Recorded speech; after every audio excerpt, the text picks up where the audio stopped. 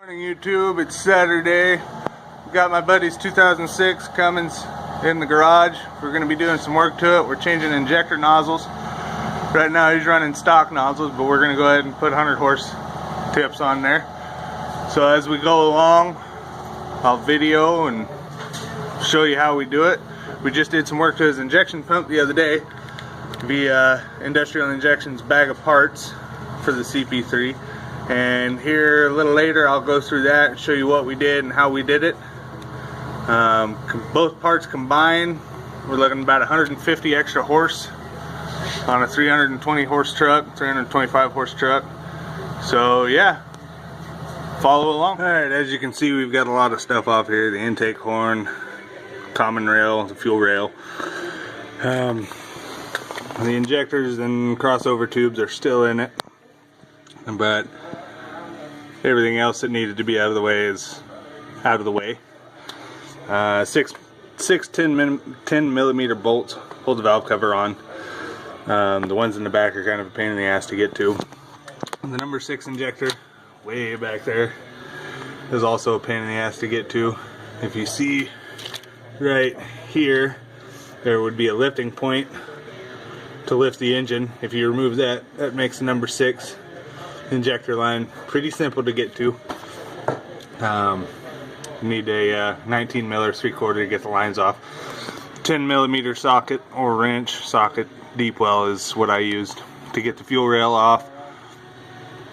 Plus the injector line hold downs, those are also 10 millimeter.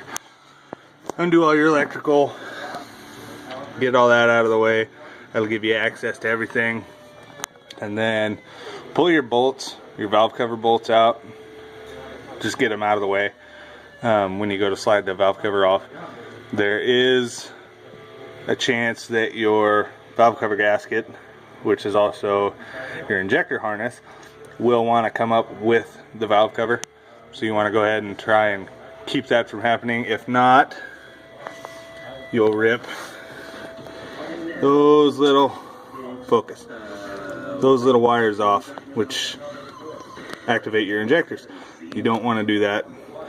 I imagine that's fairly expensive to fucking replace, so let's not do that. So anyway, yeah, as time progresses, I'll keep going, keep making videos of it. Like I said, we're doing the nozzles today, and we're going to go ahead and run an overhead on it while we've got it apart this far.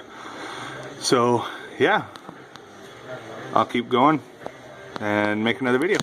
So we're pulling injectors, changing nozzles. I got my buddy standing here. He's going to get video of me pulling the injector, the number 3 injector. All the crossover tubes are out, and then we're going to show you how to change nozzles.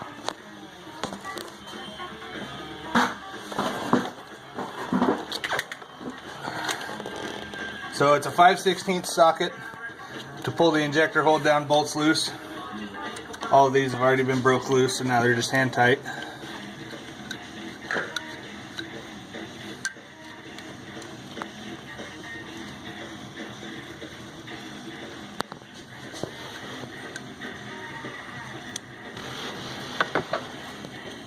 And you take your crow's foot, this little bastard, and you take that, you get it up under the injector, and it's kind of a pain, and then you pry upwards with it, gently, mind you, and you probably have to go back and forth to both sides a little bit.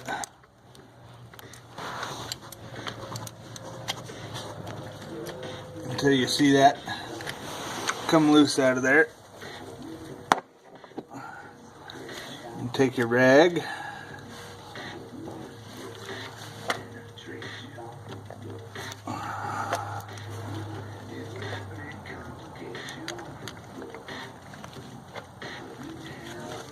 stuck on here.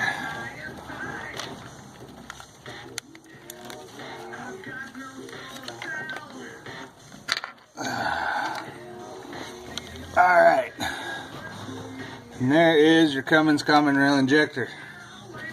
So, and when you're doing this, we've got the intake rockers still on the motor, but you're going to have to pull, the easiest way to do it is pull your exhaust rocker off.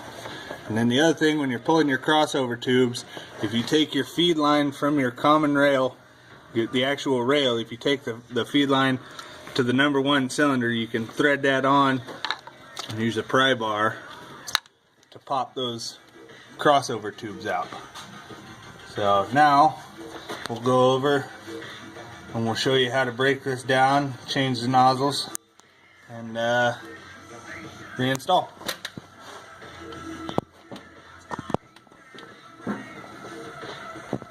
Alright, so we got our injector out.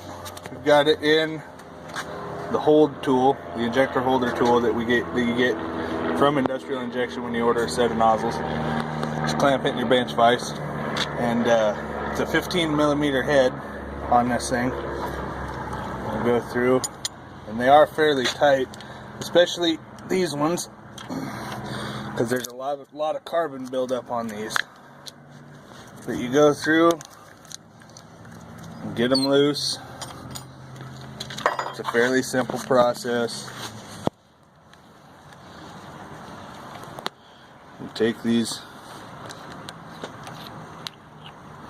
the heads off, and this one actually has so much carbon in it that the nozzle came out with the tip.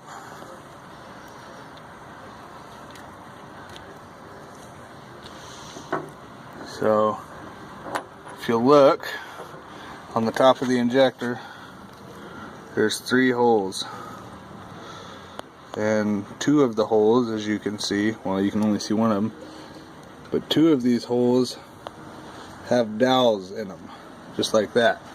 This dowel was stuck in the nozzle, it's stuck here. So when you pull this out, when you pull the nozzle out, you need to be careful, because a lot of times that center piece will want to fall out. Now this one's pretty well plugged with carbon, and it doesn't want to come out. So now we'll clean up the nozzle, or clean up the tip, install a new nozzle, and we'll show you how to torque everything down. Alright, so here's our new Industrial Injection 100 horse nozzle. If you'll notice, again, 3 holes on the back. You want to make sure the 2 outside holes get lined up with the dowels. Make sure the 3rd hole lines up with the hole on the actual injector body itself. So you come in here. See? That's a perfect example. That little nipple wants to come out.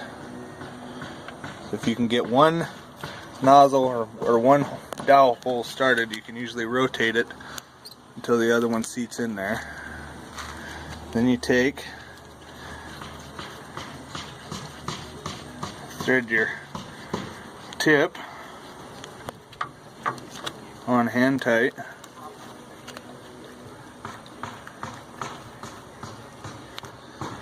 Okay, so it's hand tight, and we're going to torque it.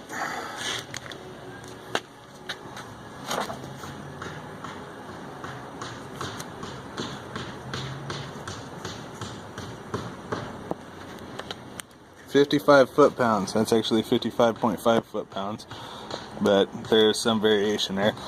Cummins, supposedly Cummins says 35 foot-pounds. DDP says 55. We're going to go ahead and torque it to 55, just because I like a little higher torque value. It's not going to kill it, but don't get gorilla strong with it and over torque it. You don't want to break it.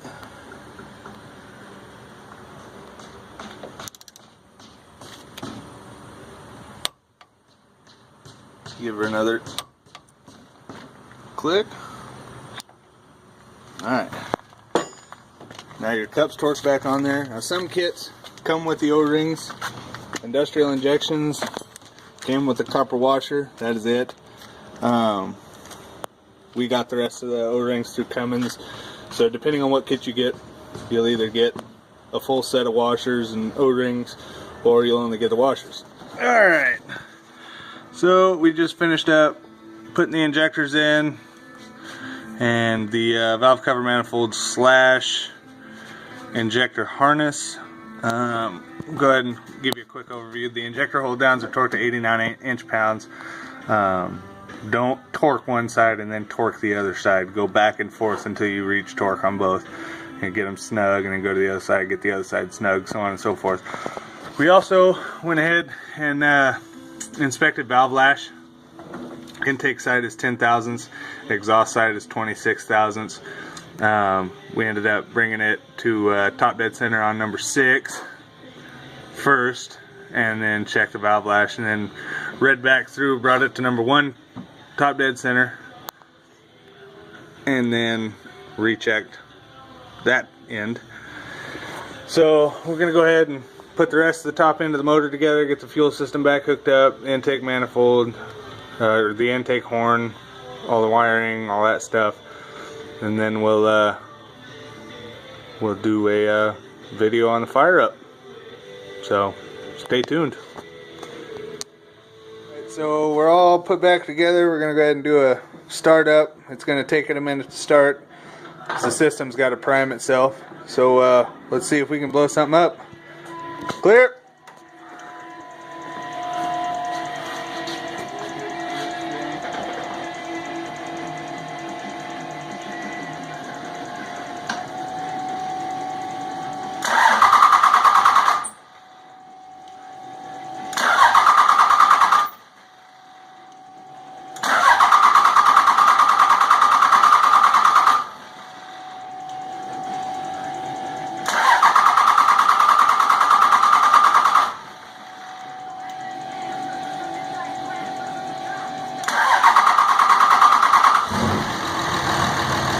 God, there it is.